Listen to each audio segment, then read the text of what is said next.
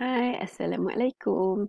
Okey, hari ini kita sambung lagi bab 2, iaitu 2.2 peralatan dan mesin dalam pembinaan produk.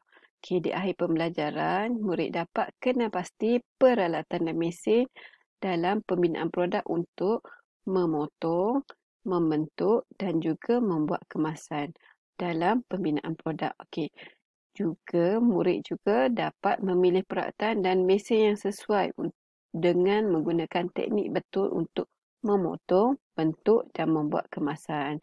Okey. So ada tiga proses ni untuk kenal alatan. Okey. Peralatan dan mesin untuk memotong yang pertama. Okey. Mesin gergaji elektrik ataupun elektrik jigsaw. Okey, ni gambar dia. Elektrik jigsaw ataupun kita panggil gergaji jig. Okey, gergaji jig ni digunakan untuk memotong kayu atau besi nipis. Okey, terutamanya untuk potong berlekuk atau melengkung ataupun memotong bahan bersudut sempit. Tiga benda lah. Memotong, berlekuk atau melengkung atau juga memotong bahan yang bersudut sempit. Okey, sebabnya dia ni mata dia halus lah. So mudah untuk memotong lengkung atau sempit ataupun kamu ataupun secara melengkung. Okey. Apakah langkah keselamatan penggunaan mesin gergaji jig ni? Okey, yang pertama, pakai sarung tangan, pakai pelindung mata Google tu. Okey, pastikan mata gergaji sentiasa tajam. Okey, mata gergaji dia sentiasa tajam. Lepas tu, tidak terlalu tekan mesin terlalu kuat semasa proses memotong. Okey, tekan ni terlalu kuat. Lepas tu, 4, pastikan mesin berhenti beroperasi sebelum tarik. Okey, off dulu mesin tu sebelum angkat atau tarik tu. Supaya bahan kerja tu mata gergaji tu tidak rosak atau patah lah. Okey, kelima, bersihkan mesin setelah selesai kerja dilakukan. Okey, bersihkan. Okey, ambil kalau ada debu-debu kat sini, debu daripada bahan kayu ni, bersihkan, ambil berus, bersihkan. Okey, cara gunanya macam mana? Okey, cara gunanya kamu boleh scan QR code ni, dia akan keluar video YouTube. Kamu akan boleh tengok lah video YouTube tu cara guna gergaji jig ni. Okey, seterusnya. Gergaji kayu. Gergaji kayu ni sama juga kita potong. Yang bagusnya kita potong tanpa guna tenaga elektrik. Tadi gergaji jig tu kena pasang elektrik lah.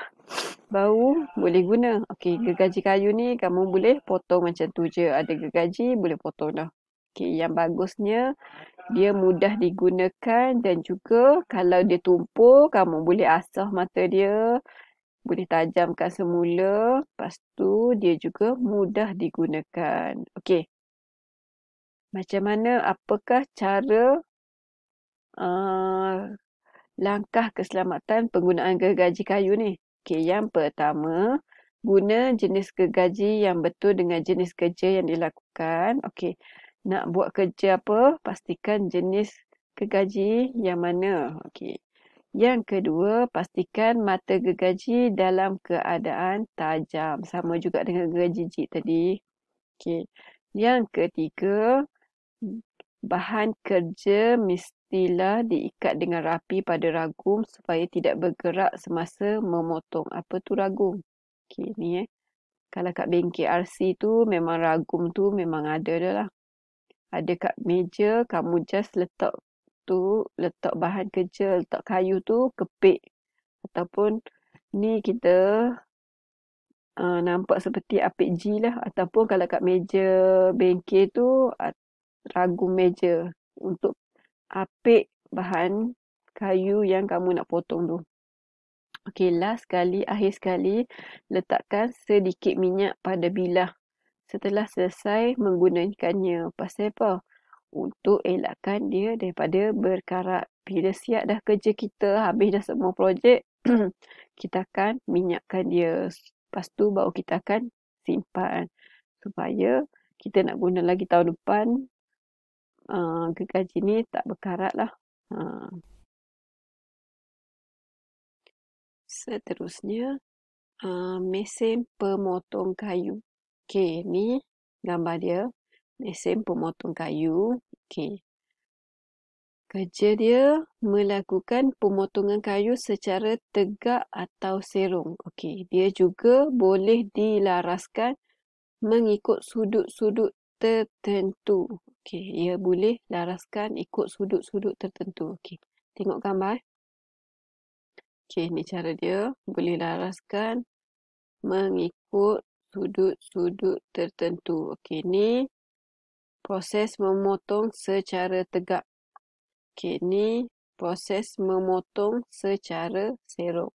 Okey, kalau kamu nak ni, kamu boleh scan QR code ni, boleh tengok video dia. Okey, kita tengok langkah keselamatan semasa penggunaan mesin pemotong kayu. Okey, sama juga macam gergaji jig tadi. Sentiasa pakai pelindung mata, mulut dan hidung. Okey, maksudnya kamu kena pakai Google, kamu kena pakai mask. Okey, mulut dan hidung ni, cikgu akan bekalkan kamu mask. Okey, pastikan hanya seorang saja yang mengendalikan mesin ini pada satu-satu masa. Seorang saja yang guna mesin ni, tak boleh ramai-ramai. Okey, yang ketiga, bahan kerja mestilah diikat kuat pada ragu mesin supaya tidak bergerak semasa proses memotong. Okey, ikat supaya tak bergerak.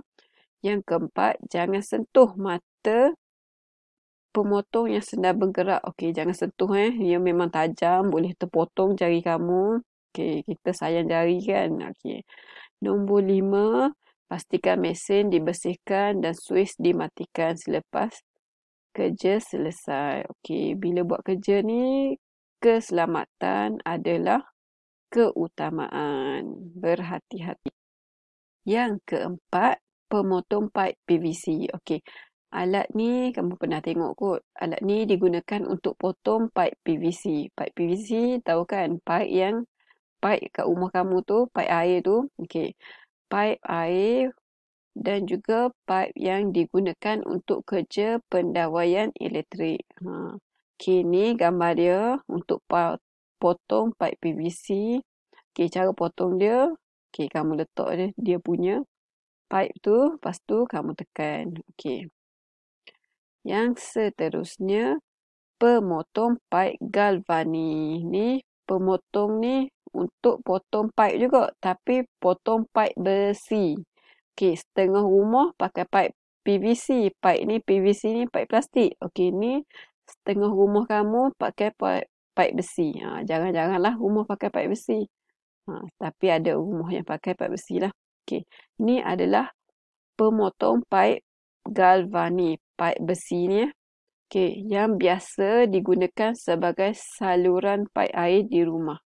Okey, ni Ni kita boleh tengok ada kat bengkel. Ni gambar dia. Nanti kalau kamu dah main sekolah nanti, cikgu akan tunjuklah alat sebenar.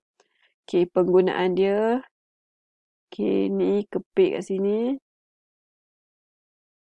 Okey, ni. Okey, langkah keselamatan semasa kerja memotong. Okey, yang pertama, pastikan mata pemotong sentiasa tajam. Okey, ni penting. Okey, supaya tak berlaku kemalangan lah kalau mata tak tumpul. Okey, yang kedua, jangan terlalu menekan atau melaras mata pemotong terlalu ketat. Jangan tekan ni, terlalu ketat ni. Kerana akan menyebabkan hasil pemotongan tidak sempurna dan merosakkan bahagian tersebut. Ni bahagian ni akan rosak dan juga tak sempurna. Okey, juga nombor 3, elakkan daripada memotong bahan yang tak sesuai dengan jenis pemotong yang digunakan. Pemotong besi galvani pergi potong besi PVC. Tak sesuai, tak boleh juga. Okey, yang keempat, letakkan sedikit minyak daripada bahagian ulik untuk mengelakkan daripada berkarat lepas kita guna. Cukup siap semua projek dah guna. Okey, sama juga kita akan letak minyak. Tu. Okey, seterusnya peralatan dan mesin untuk membentuk dalam pembinaan produk. Tadi peralatan untuk memotong 5 produk tadi, 5 mesin tadi. Okey, sekarang ni 3 mesin dan peralatan untuk membentuk. Okey, yang pertama pistol pemanas heat gun. Okey, gunanya apa heat gun ni? Untuk panaskan bahan kerja seperti plastik dengan getah. Okey, ni heat gun Heat gun ni guna dia untuk panaskan plastik dengan getah. Tujuan dia untuk mengubah bentuk fizikal.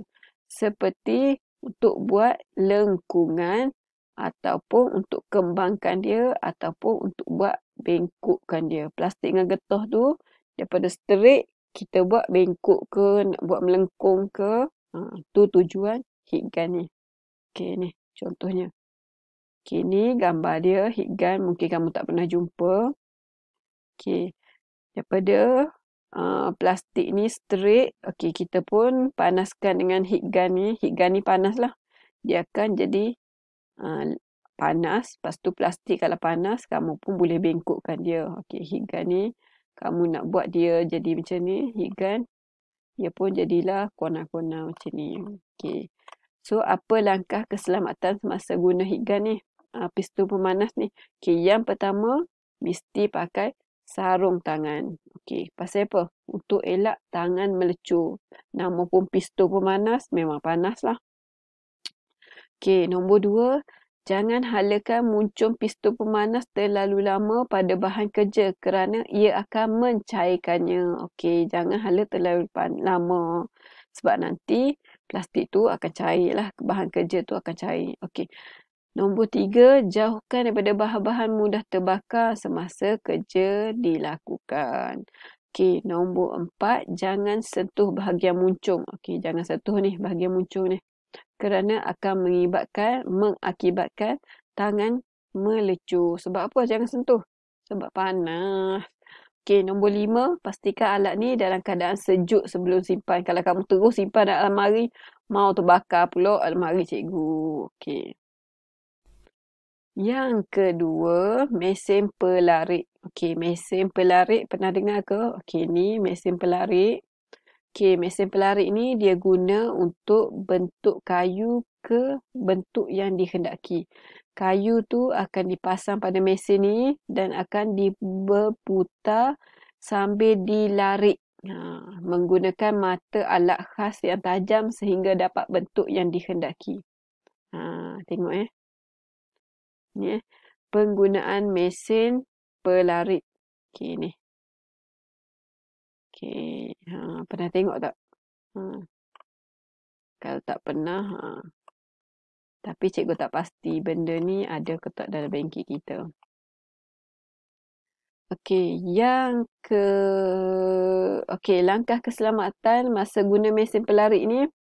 Okey, yang pertama, semasa sentiasa pakai apron, pelindung mata dan juga kasut keselamatan. Okey, yang kedua, semua ni adalah apron ada, sentiasa adalah dalam bengkel kita. Okey, yang kedua, pastikan mata alat pemotong yang digunakan sentiasa tajam. InsyaAllah cikgu akan bekalkan benda-benda yang selamat kat kamu, tajam-tajam. Okey, yang ketiga, jangan terlalu menekan mata pemotong ke arah bahan kerja kerana ia akan menyebabkan kerosakan pada bahan tu. Jangan duk tekan sangat, lagi rosak pada bahan tu. Okey, nombor 4, sentiasa berhati-hati pada semua bahagian yang bergerak. Jangan memberhentikan pergerakan mesin atau bahan kerja dengan tangan. Okey, biarkan ia berhenti sendiri setelah suis dimatikan. Okey, tak payah bagi dia berhenti sendiri je. Jangan duk tekan dengan tangan. Okey, nombor 5, pastikan mesin ni dibersihkan setelah selesai menggunakannya.